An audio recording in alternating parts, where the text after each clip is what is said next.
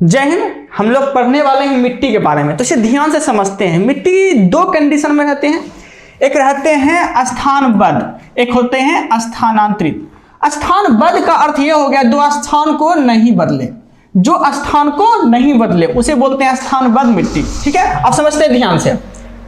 स्थानांतरित, स्थानांतरित मिट्टी का अर्थ यह हो गया जो स्थान को बदले। स्थानांतरित मिट्टी का अर्थ हो गया जो स्थान को बदले। ठीक है, तो यूपी बिहार में ज्यादातर बाढ़ आते हैं, तो स्थानांतरित मिट्टी का अर्थ ये हो गया ना जो स्थान को बदले। तो मिट्टी तो खुद से स्थान बदलेंगे नहीं, स्थान बदलने के लिए बाढ़ का आना जरूरी होता है, पानी का आना जरूरी होता है। तो यूपी बिहार में ज्यादातर बाढ़ आते हैं, इसलिए वहां जो स्थानांतरित मिट्टी पाए जाते हैं। तो स्थानांतरित मिट्टी कौन कौन होते हैं ये समझते हैं। देखिएगा, स्थानांतरित मिट्टी में आते हैं जलोढ़ मिट्टी। इसका ट्रिक के माध्यम से हम टोटल मिट्टी के बारे में पढ़ते हैं। देखिएगा, इसका ट्रिक है जलाकर लौट। क्या है? जलाकर लौट। ठीक है, समझते हैं ध्यान से।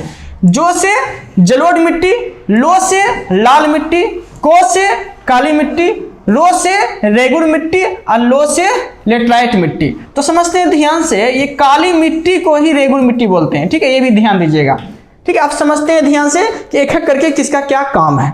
देखिए, जलोढ़ मिट्टी, जलोढ़ मिट्टी जो होती है वो खेती के लिए सबसे उपयुक्त मिट्टी मानी जाती है। कौन सी मिट्टी? तो खेती के लिए सबसे उपयुक्त मिट्टी जलोढ़ मिट्टी मानी जाती है। ठीक है, जो सबसे ज्यादा भारत में पाई जाती है जलोढ़ मिट्टी। ओके, यहां तक कोई दिक्कत नहीं है। अब समझते हैं लाल मिट्टी। लाल मिट्टी किसके लिए मानी जाती है उपयुक्त? तो खनिज के लिए उपयुक्त मानी जाती है, जैसे कि लोहा हो गया, चांदी हो गया, ये सब जो है खनिज के लिए उपयुक्त मिट्टी मानी जाती है। कौन सी मिट्टी?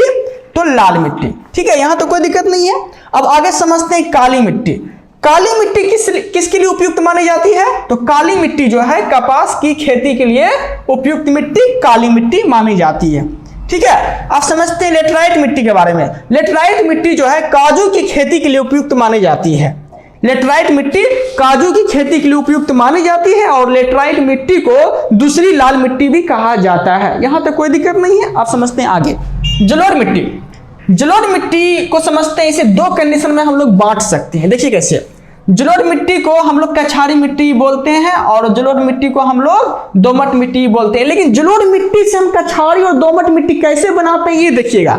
जलोढ़ मिट्टी में अगर पानी की अधिकता हो जाए तो उसे बोलते हैं कछारी मिट्टी। जलोढ़ मिट्टी में अगर पानी की अधिकता आ जाए तो उसे बोलते हैं कछारी मिट्टी, और जलोढ़ मिट्टी में बालू की अगर अधिकता आ जाए तो उसे बोलते हैं दोमट मिट्टी।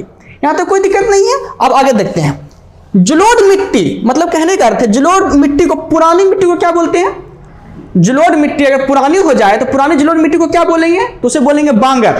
पुरानी जलोढ़ मिट्टी को क्या बोलते हैं? बांगर बोलते हैं। ठीक है, और नई जलोढ़ मिट्टी को क्या बोलते हैं? तो खादर बोलते हैं। पुरानी को बांगर बोलते हैं और नई को खादर बोलते हैं। ठीक है, उम्मीद है कि आप लोग को यहां तक कोई प्रॉब्लम नहीं होना चाहिए। अगर आप लोग को मेरा वीडियो का कंटेंट अच्छा लग रहा है तो चैनल को सब्सक्राइब कर लीजिएगा। जय हिंद।